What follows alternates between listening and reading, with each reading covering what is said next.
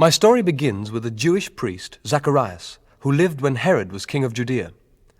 Zacharias was a member of the Abijah division of the Temple Service Corps. His wife Elizabeth was, like himself, a member of the priest tribe of the Jews, a descendant of Aaron. Zacharias and Elizabeth were both godly folk, careful to obey all of God's laws in spirit as well as in letter. But they had no children, for Elizabeth was barren, and now they were both very old.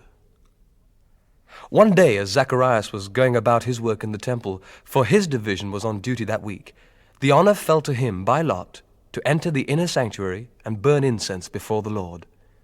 Meanwhile, a great crowd stood outside in the temple court, praying as they always did during that part of the service when the incense was being burned. Zacharias was in the sanctuary when suddenly an angel appeared, standing to the right of the altar of incense.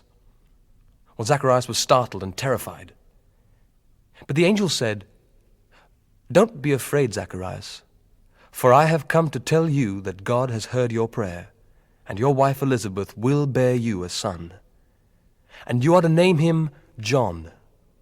You will both have great joy and gladness at his birth, and many will rejoice with you. For he will be one of the Lord's great men. He must never touch wine or strong drink, and he will be filled with the Holy Spirit, even from before his birth. And he will persuade many a Jew to turn to the Lord his God. He will be a man of rugged spirit and power like Elijah, the prophet of old, and he will precede the coming of the Messiah, preparing the people for his arrival. He will teach them to love the Lord just as their ancestors did, and to live as godly men." Zacharias said to the angel, "But this is impossible. I'm an old man now, and my wife is also well along in years." Then the angel said, "I am Gabriel. I stand in the very presence of God. It was he who sent me to you with this good news. And now, because you haven't believed me, you are to be struck dumb, unable to speak until the child is born. For my words will certainly come true at the proper time." Meanwhile, the crowds outside were waiting for Zacharias to appear and wondered why he was taking so long. When he finally came out, he couldn't speak to them, and they realized from his gestures that he must have seen a vision in the temple. He stayed on at the temple for the remaining days of his temple duties and then returned home. Soon afterwards, Elizabeth, his wife, became pregnant and went into seclusion for 5 months. "How kind the Lord is," she exclaimed, "to take away my disgrace of having no children."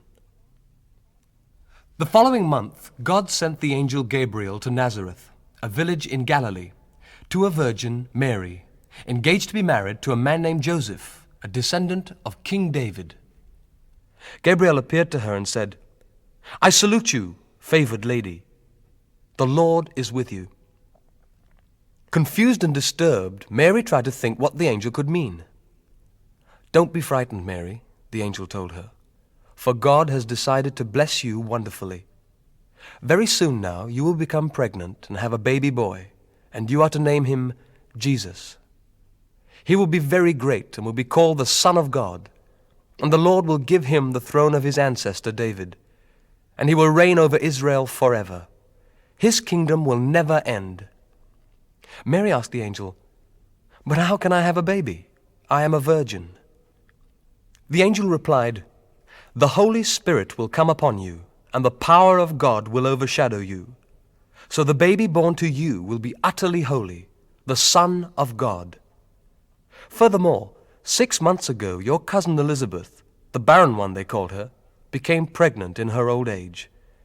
For every promise from God will surely come true." Mary said, "I am the Lord's servant, and I am willing to do whatever he wants. May everything you have said come true." And then the angel disappeared. By now Elizabeth's waiting was over, for the time had come for the baby to be born, and it was a boy.